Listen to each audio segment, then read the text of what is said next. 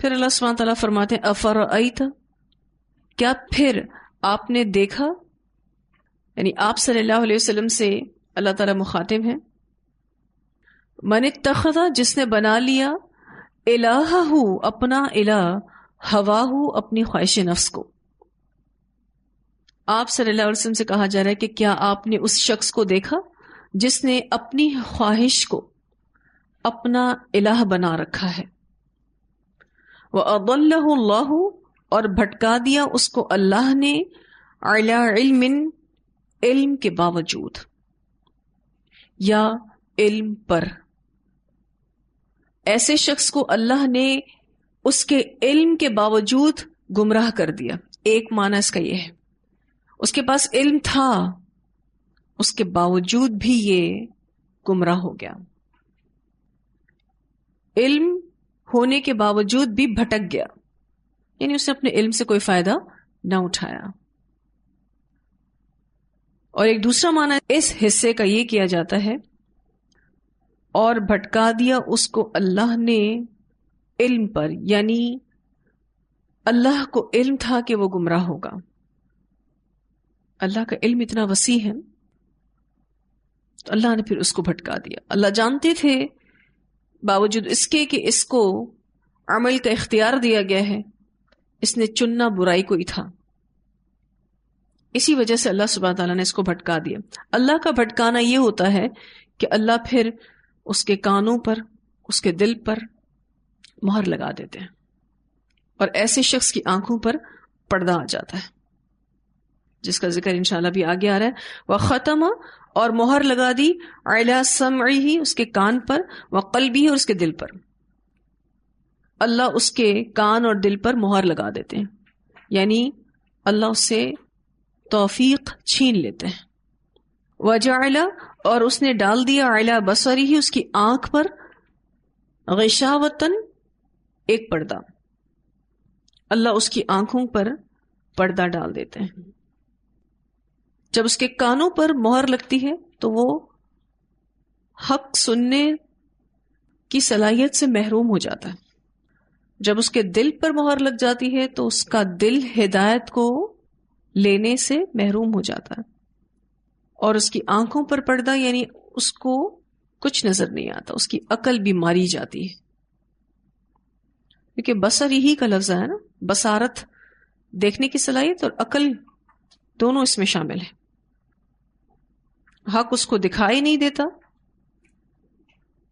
یا حق اس کو سمجھ نہیں آتا، اس کی بصارت چھین لیتے ہیں اللہ تعالیٰ. فَمَن يَهْدِيهِ، تو کون ہدایت دے گا اس کو، من بعد اللہ، اللہ کے بعد، جس کو قرآن نہ سمجھا سکا، جس کو دین نہ سمجھا سکا، جو پڑھ کر بھی نہ پڑھ سکا، اب اس کو ہدایت کہاں سے ملے گی. فَمَن يَهْدِيهِ مِن بَعْدِ اللَّهِ أَفَلَا تَذَكَّرُونَ، کیا بھلا نہیں تم نصیحت پکڑتے. یہ آیت بہت اہم آیت ہے، اور اس آیت میں رسول اللہ صلی اللہ علیہ وسلم سے اللہ تعالیٰ مخاطب ہیں، اور ایک ایسے شخص کے بارے میں بتا رہے ہیں کہ جس نے اپنی خواہش کو الہ بنا رکھا. حدیث میں آتا ہے رسول اللہ صلی اللہ علیہ وسلم نے فرمایا کہ دانا وہ ہے، عقل مند وہ ہے جس کا نفس حکم الہی کا پابند ہو. جس کا نفس حکم الہی کا پابند ہو وہ عقل مند شخص ہے، اور آنے والی زندگی کے لیے عمل کرتا ہو، یہ عقل مند ہے ایسا شخص. اور فرمایا فاجر وہ ہے جو اپنی خواہش پر عمل کرتا ہو اور اللہ سے بڑی بڑی توقعات رکھتا ہو. حسن درجے کی حدیث ہے. اللہ سے بڑی بڑی توقعات رکھنے کا کیا مطلب ہے؟ کچھ کرنا نہیں ہے لیکن امیدیں لگانی ہیں. سلسلۃ الصحیحہ کی ایک روایت میں آتا ہے رسول اللہ صلی اللہ علیہ وسلم نے فرمایا 3 برائیاں ہلاک کرنے والی ہیں اور 3 نیکیاں نجات دینے والی ہیں. 3 ہلاک کر دینے والی برائیاں یہ ہیں، پہلی ایسا بخل جس کی پیروی کی جائے، شح مطاع، ایسا بخل جس کی پیروی کی جائے. دوسرا خواہش نفس جس کے پیچھے چلا جائے، وَهَوًى مُتَّبَعٌ، ایسی خواہش نفس جس کے پیچھے چلا جائے، ہلاک کر دیتی ہے انسان کو۔ تیسرا، اور بڑائی خور ہونا، یعنی انسان کا اپنے آپ پر بہت خوش ہونا، خود پسندی، وَإِعْجَابُ الْمَرْءِ بِنَفْسِهِ، انسان کا خود پسند ہونا۔ یہ تین چیزیں ایسی ہیں، تین برائیاں ایسی ہیں جو انسان کو ہلاک کر دیتی ہیں۔ نمبر 1، بخل جس کی پیروی کی جائے، دوسرا خواہش نفس جس کے پیچھے چلا جائے، اور تیسرا خود پسندی، بڑائی خور ہونا۔ تین نجات دینے والی نیکیاں بھی ہیں۔ ایک، خلوت اور جلوت میں اللہ کی خشیت، یعنی جب آپ لوگوں کے درمیان ہوں یا آپ تنہا ہوں، اللہ سے ڈرنے والے ہوں۔ فقر اور غنا میں میانہ روی، بہت اللہ تعالیٰ نواز دے، بہت ساری نعمتیں ہوں، یا تنگ دستی کی حالت ہو، میانہ روی اختیار کرے انسان۔ اور تیسری چیز، غضب اور رضا میں عدل، غصے کی حالت میں ہے یا خوشی کی حالت میں ہے، عدل والی بات، عدل والا رویہ۔ یہ حدیث اتنا کچھ سکھا گئی ہے، بہت مختصر، لیکن تین غلط چیزوں کو اور تین اچھی چیزوں کو واضح کر گئی۔ تین ایسی چیزیں جو انسان کو برباد کرتے ہیں، اور تین ایسی چیزیں کہ اگر انسان اختیار کرے تو نجات پا جائے گا۔ یہ جو نجات پانے والی چیزیں ہیں، جس میں آپ پہلی پر غور کریں کہ انسان خلوت اور جلوت، یعنی تنہائی اور لوگوں کے درمیان اللہ کی خشیت اختیار کرے۔ اس کا مطلب یہ ہے کہ اس کے اندر ایمان ہے، اس کا عمل ہر جگہ پر ایک جیسا ہے۔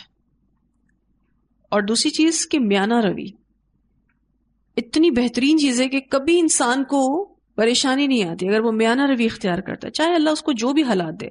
اگر اللہ نے بہت نوازا ہے، اللہ نے اگر کوئی تنگ دستی بھی دی ہے، میانہ روی ہوتی ہے تو انسان سیٹسفائیڈ رہتا ہے، سکون میں رہتا ہے۔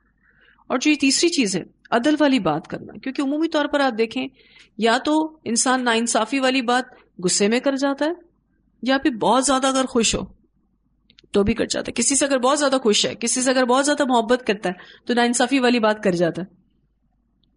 اب یہاں ایک ایسے شخص کی بات ہوئی جس نے اپنی خواہش کو الہ بنا رکھا، یعنی خالق کائنات کی مرضی کو، اس کے احکام کو چھوڑ کے اپنی بات کو زیادہ ویلیو کرنا۔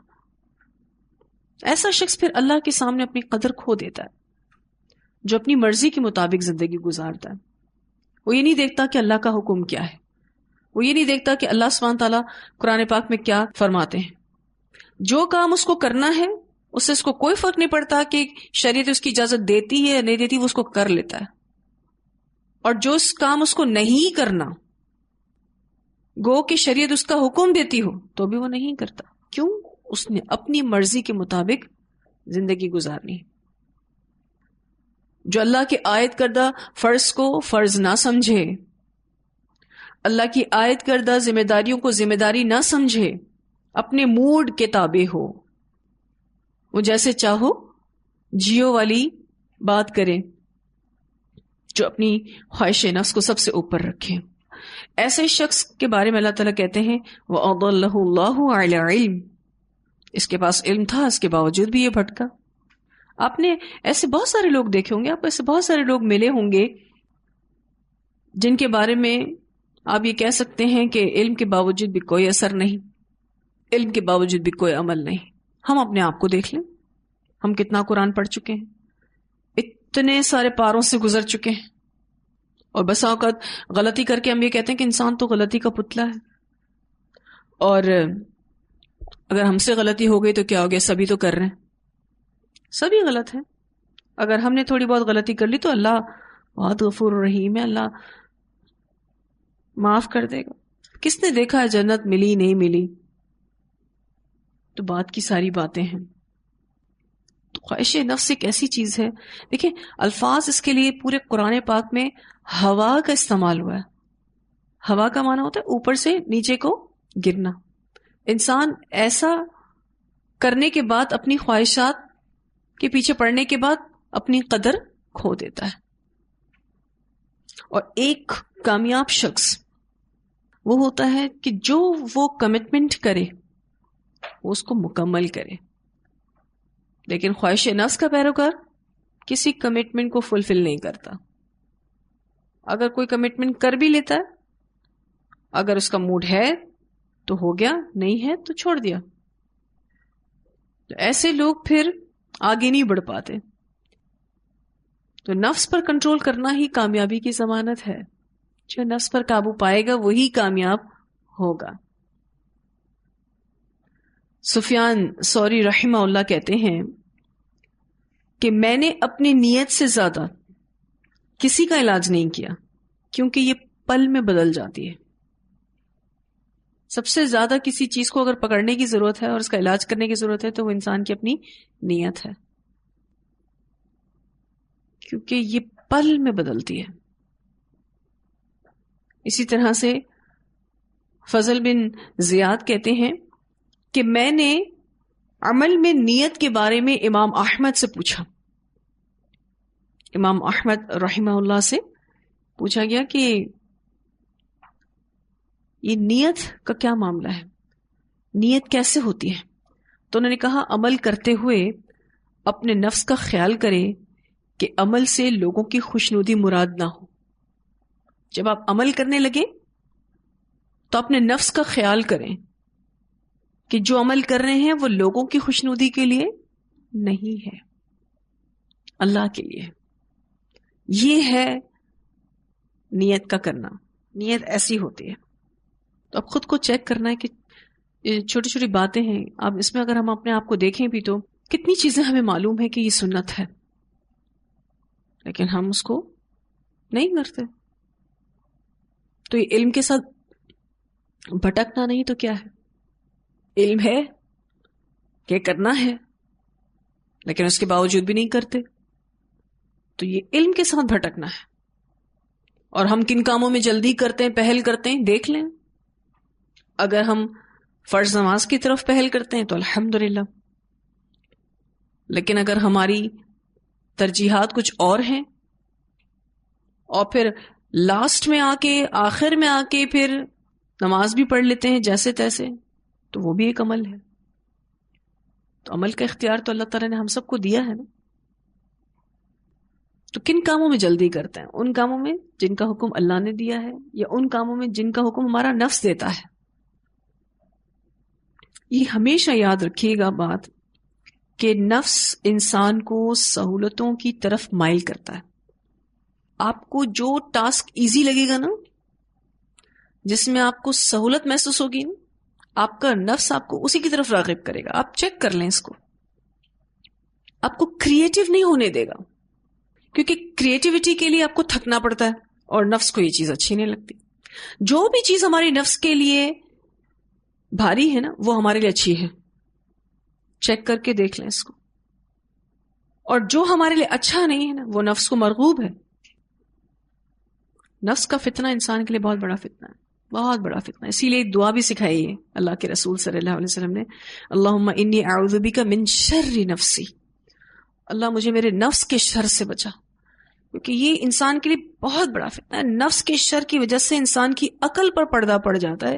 یہ سب سے بڑا ایشو ہے.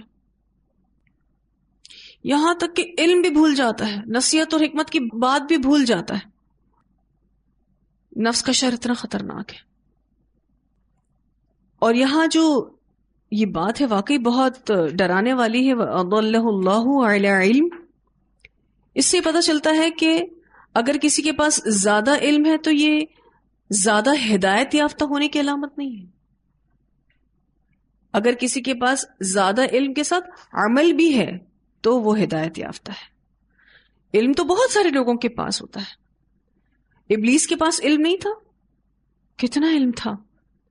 اتنا علم تھا کہ وہ جو آپ نے آیت الکرسی کی تفسیر میں پڑھی تھی وہ حدیث کہ جس میں ابو ہریرہ نبی اکرم صلی اللہ علیہ وسلم کی طرف سے ایک گلے کی چوکیداری کرنے پر جب مقرر کیے گئے روزانہ آ کے شیطان اس میں سے کچھ نہ کچھ چرانے کی کوشش کرتا، اور آخر میں وہ حضرت ابو ہریرہ کو ایک بات سکھا کے گیا کہ اگر تم چاہتے ہو کہ شیطان تمہارے پاس نہ آئے تو آیت الکرسی پڑھ لیا کرو. آیت الکرسی پڑھو گے تو تمہارے اس گلے پر ایک فرشتہ حافظ مقرر کر دیا جائے. علم تو اس کو بھی تھا.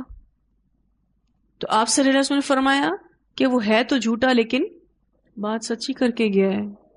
لیکن اس کو اپنے علم نے فائدہ نہیں دیا. اسی طرح سے ہم انسانوں کے پاس بھی، ہم مسلمانوں کے پاس بھی علم تو بہت ہے، لیکن اب دیکھنا یہ ہے کہ یہ علم ہمیں فائدہ کتنا پہنچا رہا ہے. اگر ہم اپنے علم سے فائدہ اٹھانا چاہیں گے تو فائدہ پہنچے گا. اور فائدہ دراصل کیا ہے؟ عمل کرنا. علم پر عمل کرنا دراصل فائدہ ہے. اور اگر جہاں اپنی خواہش نفس میں پڑے وہاں نفس آپ کو سہولتوں کی طرف مائل کرے گا، آپ کو کچھ کرنے نہیں دے گا. اسی لیے آپ دیکھیں نفس کو کچلنے کے لیے بہترین نفلی عبادت دی گئی، تہجد. ٹرین کرنا چاہتے ہیں نا اگر اپنے نفس کو تو تہجد گزار ہو جائیں، کیونکہ تہجد میں وہی اٹھ سکتا ہے جس کو سیلف کنٹرول ہے. اور کتنی بے شمار قرآن پاک میں تربیہ ہم سیلف کنٹرول پر پڑھ چکے، لیکن لاسٹ کے پاروں میں یہ تربیہ بار بار آئے گی، بار بار آئے گی کہ اپنے نفس کا غلام نہیں بننا، اپنے نفس کو تابع کرنا ہے، نفس کے تابع نہیں ہونا. نفس کو تابع کرنا ہے اللہ کی اطاعت پر، اس کو جھکانا ہے اللہ کی اطاعت پر، نہ تو پھر کہیں کے نہیں رہیں گے. خود کو چیک کرنا ہے انشاءاللہ تعالی.